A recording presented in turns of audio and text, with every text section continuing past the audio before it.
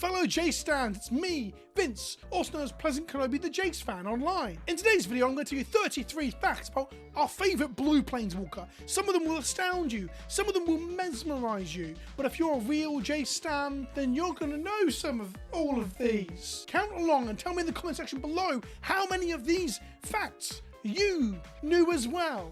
I don't sound very serious, but I'm being serious. These are just 33 facts about Jace. And don't forget, this video is brought to you by CoolStuffInc.com, so look for the link in the description below, or use the code KENOBI at checkout to get 5% off your order. Jace Beleren was one of the first planeswalkers introduced as playable game pieces as part of the Lorwyn 5 in 2007. This version of Jace has had many nicknames, but Party Jace seems to be the lasting impression for him with people that I interact with and play games with, as taking him up and having everyone draw a card in Commander is always a good time.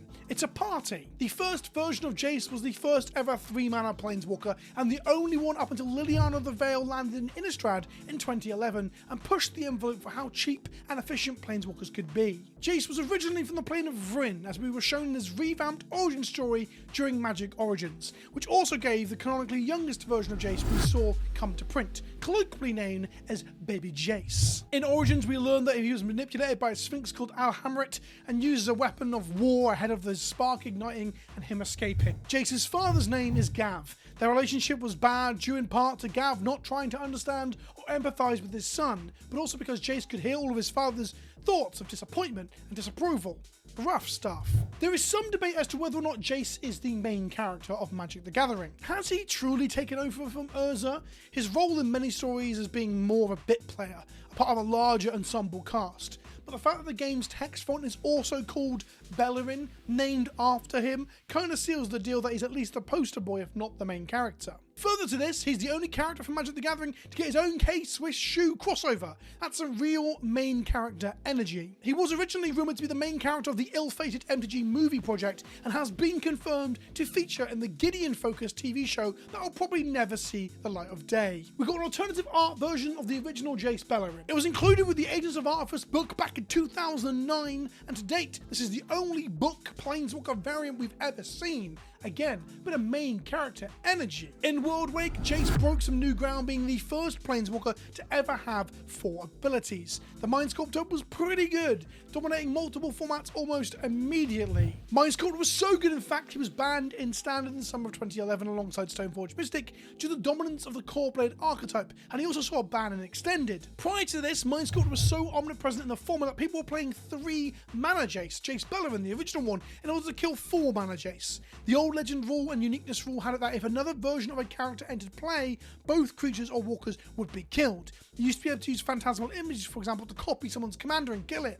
The good old days. I might do a whole video on the Legend rule actually, I think it's pretty interesting. This in fact was the first standard banning since 2005, which gave both Stoneforge Mystic and Jace quite the reputation as broken and powerful Magic cards, something that subtly persists to this day. A popular misconception is that Jace and Stoneforge were also banned from Modern around this time or for similar reasons, but in reality they were banned from the format's inception. The format was created in 2011 and without seeing any play, Jace was banned out of the gate, alongside other standard format menaces like Stoneforge Mystic and Bitter Blossom. I remembered that Wild Nacatl was one of these, but Wild Nacatl was actually legal when the format started and was banned later. Extra fact here, Jace was unbanned in February of 2018. After 7 years on the ban list, he's made very little impact.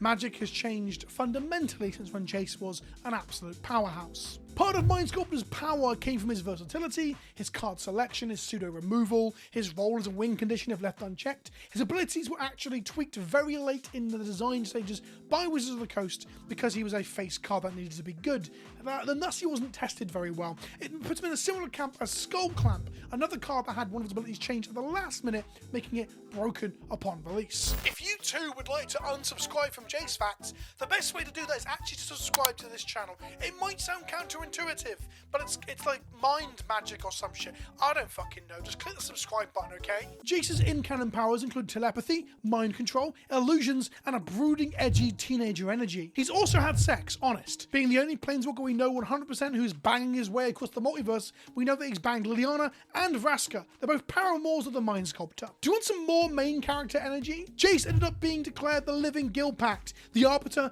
ambassador, and lawmaker between the guilds of Magic's most popular the plane, Ravnica. But he isn't the main character, honest. Regardless of Jace sitting as the main character kind of feel, his character has some more morally complex depth to him. He has used his powers to wipe memories of people who both did and didn't want that to happen to them, and is engaged in some rather unethical actions using his mind powers. He's not a goody two-shoes. He's a bad boy with layers. In spite of being a powerful telepath though, and perhaps the most renowned telepath in all of magic, he isn't necessarily a telepath Mary Sue. He's not unbeatable in that arena. When it came to doing mental battle with Nicol Bolas on Amonkhet, Jace got absolutely shit-canned and had to instinctively planeswalk away and amnesia himself through a journey into the pirate party plane of Ixalan. On top of all that, I did a bit of Googling and it looks like maybe even Ugin was the one who set him up with that defense, so it's not even like his powers saved him there. Nicol Bolas did him he got him.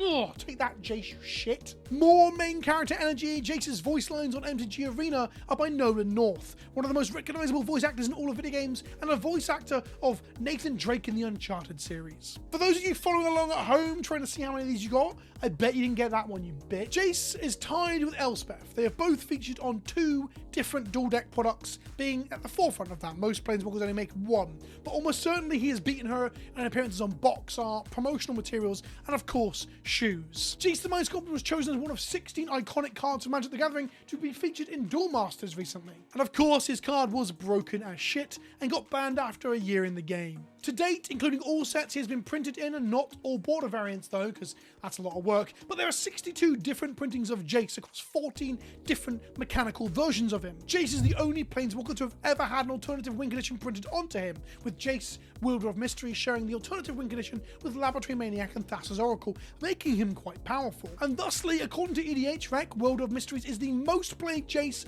in Commander, followed by Mind Sculptor in second place. To beat out Mind Sculptor is quite an impressive feat. Jace the Mind Sculptor and the now deceased Queen of England appear on the same collectible coin, minted by the New Zealand Mint in 2014 for reasons no one understands. It was actually for like the 20th anniversary of Magic, I think. Either way, it's still pretty weird. He also got his own Dungeons & Dragons figure from WizKids Games, alongside a huge part of the modern MTG cast. There are models for Kaya, there's a model for the Wolf from Kaldheim, in spite of the fact that none of these characters or monsters got stats or mentions in the D&D crossover books with Magic. It's just a load of different models they made for reasons I don't understand. Like, they even made an Omnath one that I end up painting in a video as well. It's cool and everything, but I wish they'd started a lot of this stuff. Like, I remember the Theros one, there was like, did Pelucanos get a stat block, but none of the gods did? So you couldn't really fight them, and I thought that was a bit shit. At time of recording, the most expensive Jace on the secondary market is the San Diego Comic-Con 2013 version of Jace Memory Adept, coming in at $316 market average. This won't be its own fact, but Memory Adept is absolutely disgusting and limited, and it's won me on 2 different occasions, 2 different pre-releases across 2 different sets, because you just open it and then you mill your opponent out. 0 loyalty, mill target player for 10 is a very good finisher if you have a decent control shell around it in limited. Patrick Chapin, yes, that Patrick Chapin, as part of The Gathering, sung and rapped on a song about Jace the Mind Sculptor where he proclaimed Jace the Mind Sculptor better than all. No, I'm not joking. Jace has been mono blue in every iteration of his character except for Jace Beleren, a pun-filled, puniful, I don't even know what word to use this, a joke, a jovial, a comical, yet tournament-legal joke version of his card from Unfinity. It's not 100% clear if Astronaut Jace is canonical. We don't know if he's actually gone to space at some point, but the fact that he is actually playable in a tournament setting because he's legal in normal formats is very funny. The card also made a lot of people have a meltdown because it's difficult to understand. It's not. It's pretty straightforward. Leave your rules questions for Jace, Space Jace, in the comment section below. And lastly, at time of recording, Jace's future as poster boy and broody hooded man are unknown. He was completed becoming a Phyrexian agent in All Will Be One and going missing during the climax of March of the Machines. I say climax, the whole thing was a climax. The set story dropped and we were just like, there's your climax. It's like an anti-climax, if anything. But I just get that feeling that Jace might become, as a Phyrexian agent who's now gone rogue, because Phyrexia is defeated, I guess. But I get the feeling that he might become one of the big bad guys in the next story arc, but only time will tell. I guess for this fact, the fact is that Jace got Phyrexianized. If you're trying to count how many you got, that's fact 33. Jace got Phyrexianized. I hope you enjoyed this video and these 33 facts about Jace Beleren, everyone's favourite blue balls. Blue boy. I don't know where I'm going with that one. Thank you for watching. I've been Vince, also known as PleasantKenobi on the internet. Let me know if you like this in the description. If you want me to try and do another one where I do 34 facts about Chandra Nala, which would be a lot harder because she hasn't got that main character energy that Jace has. But it was kind of fun reading and doing some research and some Googling to find these. Let me know if you want to see one in the comment section. Tell me, which character do you want to see the facts about? I've been Vince. Thanks for watching, and I'll see you all soon. Ta-ta for now.